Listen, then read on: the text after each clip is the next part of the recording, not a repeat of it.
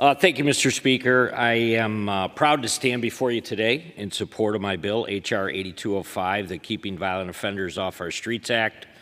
The bill defines the posting of cash bail by a corporate, nonprofit, or for-profit entity as engaged in the business of insurance, subjecting them to federal insurance laws and our criminal fraud statutes.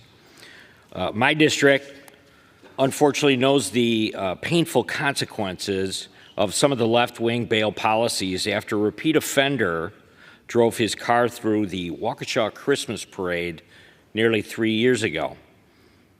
The Waukesha community continues to heal from this violence that was unleashed that day, but our community is resilient. While we must take time to remember those that we lost, we should also turn an eye toward preventing a similar attack from ever happening again. That starts through regulating the use of charitable bail funds, which have been abused time and again to release violent criminals back onto our streets with no consequences. Charitable bail funds generally flew under the radar until 2020, when the George Floyd riots caused revenues to balloon in many of these funds. The solicitations were done, for the most part, from celebrities and politicians. What used to be small community-based organizations that help post bail for nonviolent misdemeanors has now grown into a multi-million-dollar industry. For example, the Minnesota Freedom Fund saw revenues increase 18,000% between 2019 and 2020. No doubt benefiting from then Senator Kamala Harris's tweet encouraging her supporters to help fundraise for the group. A snap of that is just to my right. Perhaps most alarming, what was intended to help bail out low-level, nonviolent protesters has instead been used to release violent felony offenders back into the streets with little to no oversight. In 2021, for example, the Minnesota Freedom Fund released a domestic abuser back onto the street. 2 weeks later, that man, George Howard, was charged with second-degree murder for a road rage incident. Michael DeWitt of Louisville, Kentucky, was bailed out by a bail project in February of 2021. After being arrested on multiple charges, 2 months later, he was arrested again for murder. Sean Michael Tillman, 3 weeks after having his bail paid by the Minnesota Freedom Fund, murdered a man at a light rail station in St. Paul and is now serving a life sentence for that crime. Mr. Speaker, the list goes on and on.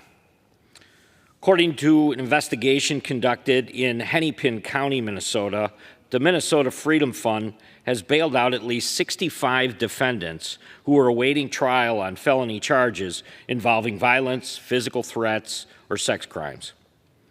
And because these funds are often anonymous, or at least unrelated to the defendant, there's no incentive to show up for the court date.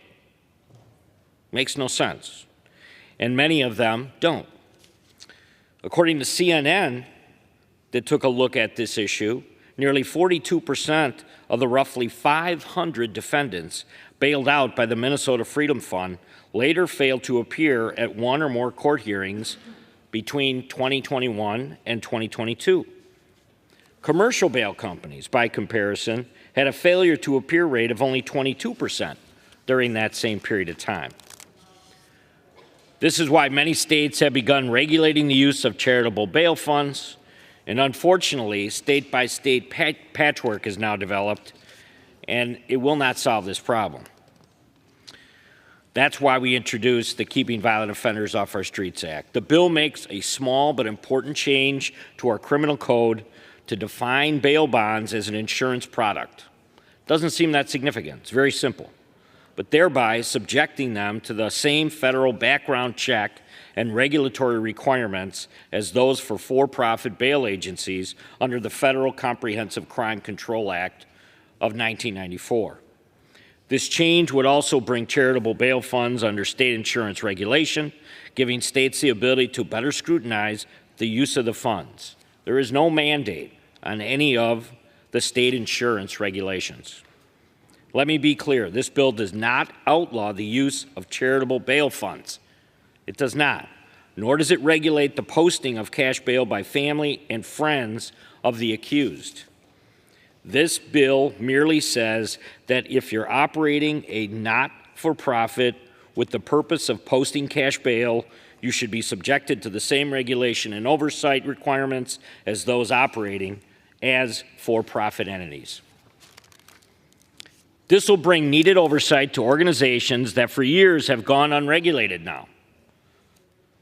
$42 million in the Minnesota Freedom Fund.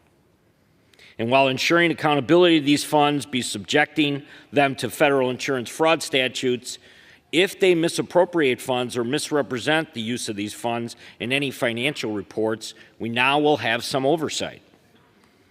It's a critical step towards reversing efforts by the Democrats, like Vice President Harris, to remove bail safeguards and let violent criminals back into our communities to cause further damage.